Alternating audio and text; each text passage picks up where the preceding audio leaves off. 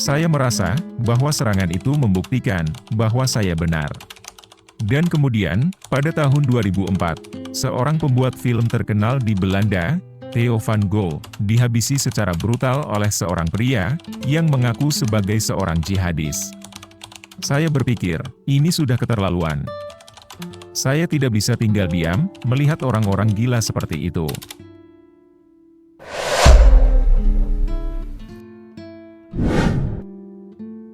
Assalamualaikum warahmatullahi wabarakatuh. Sahabat kalbu yang Allah cintai. Kisah kali ini menceritakan seorang politisi anti-Islam yang sedang membuat buku anti-Islam, malah menjadi mualaf saat melakukan riset. Kita masuk ke kisahnya. Joram van Claveren merupakan seorang penulis yang pernah menghasilkan karya-karya anti-Islam yang kontroversial. Namun, kini ia telah berubah menjadi seorang Muslim yang taat. Dahulu, ia pernah menjabat sebagai anggota parlemen Belanda, yang terkenal dengan sikapnya yang keras terhadap Islam. Ia bahkan dianggap sebagai orang kepercayaan dari Geert Wilders, politisi yang terkenal dengan pandangan Islamofobianya. Namun, suatu ketika, ia mendapatkan petunjuk dari Allah, dan memutuskan untuk memeluk agama Islam. Ia pun berusaha untuk menyebarkan pesan damai dan toleransi dari agama yang ia anut. Ia mendirikan Islam Experience Center, sebuah museum yang menjadi pusat informasi dan edukasi tentang Islam di Belanda. Banyak orang yang terkejut dengan perubahan saya. Mereka berkata, saya tidak bisa mempercayainya. Ini sungguh luar biasa. Dan ada juga yang menganggap saya sakit atau gila, ujarnya. Claveren, seorang lelaki yang lahir pada tahun 1979 di kota Amsterdam, Belanda, berasal dari keluarga yang menganut agama Kristen Calvinis secara taat. Namun, sejak usia muda, ia merasa tertarik untuk mengeksplorasi sistem kepercayaan yang lain.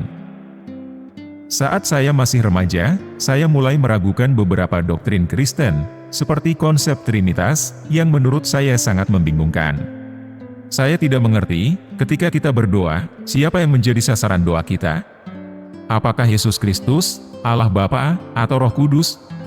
Saya sama sekali tidak tahu jawabannya, ungkap Claveren, seperti yang dilansir oleh Anadolu beberapa waktu yang lalu.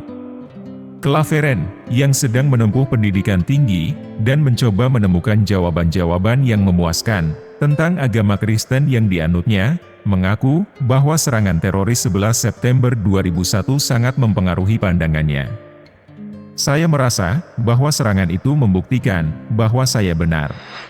Dan kemudian, pada tahun 2004, seorang pembuat film terkenal di Belanda, Theo van Gogh, dihabisi secara brutal oleh seorang pria yang mengaku sebagai seorang jihadis.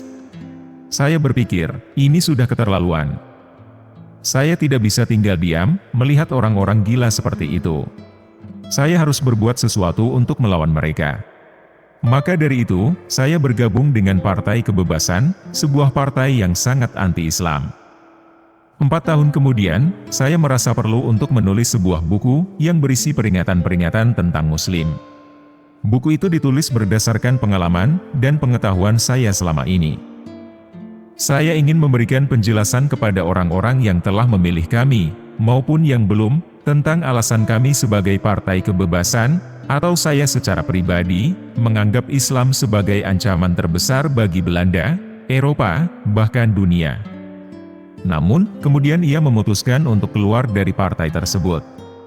Claveren mengatakan bahwa penyebabnya adalah perselisihan tentang isu orang Maroko di Belanda. Ya, saya sudah berusaha sekuat tenaga untuk melawan Islam. Namun, pada tahun 2014, saya mengundurkan diri dari partai karena tidak setuju dengan pernyataan Wilders. Wilders, dalam sebuah pertemuan umum, menyatakan bahwa dia ingin mengurangi jumlah orang Maroko di Belanda. Lalu, dia menanyakan kepada massa, apakah mereka menginginkan lebih banyak atau lebih sedikit? Dan semua orang pun berteriak, lebih sedikit, lebih sedikit, lebih sedikit, lebih sedikit. Claveren dan Wilders berdebat tentang itu, dan dia meninggalkan partai. Saya masih sangat anti-Islam saat itu, tetapi saya tidak se-anti Belgia, atau anti Kongo, atau anti Maroko. Setelah mengundurkan diri dari partai, ia melanjutkan proyek buku anti-Islamnya, yang dimulai pada tahun 2014. Namun, dalam proses penulisan itu, ia kembali dihadapkan dengan beberapa pertanyaan yang mengganjal tentang kekristenan yang ia anut.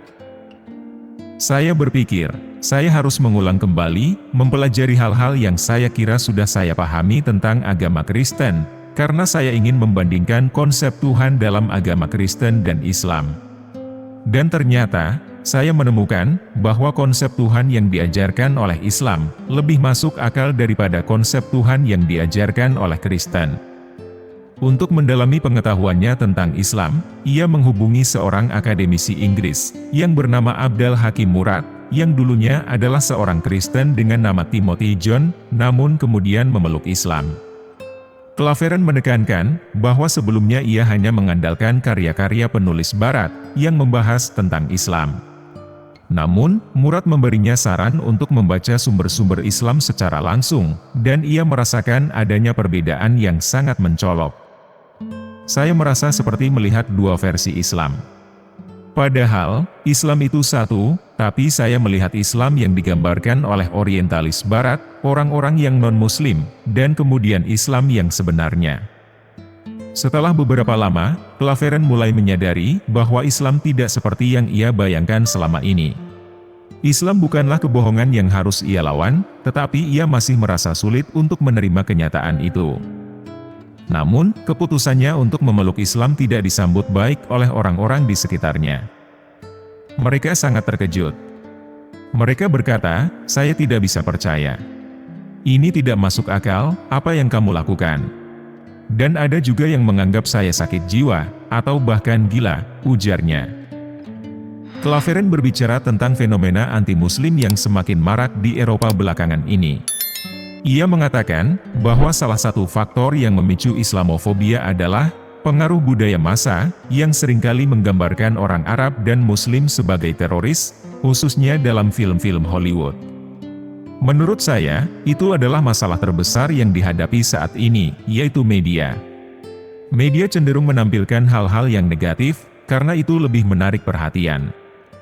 Dengan demikian, hal-hal negatif seperti serangan teroris dan lain-lain, terus diputar ulang, dan akhirnya membentuk persepsi yang salah pada banyak orang yang sudah memiliki prasangka.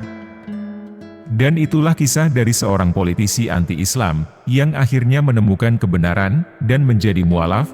Semoga kita bisa mengambil hikmahnya, dan bisa meningkatkan keimanan kita. Wallahu a'lam bishawab. Terima kasih sudah menonton video ini sampai akhir. Jangan lupa like, komen, dan subscribe channel Ruang Kalbu. Wassalamualaikum warahmatullahi wabarakatuh.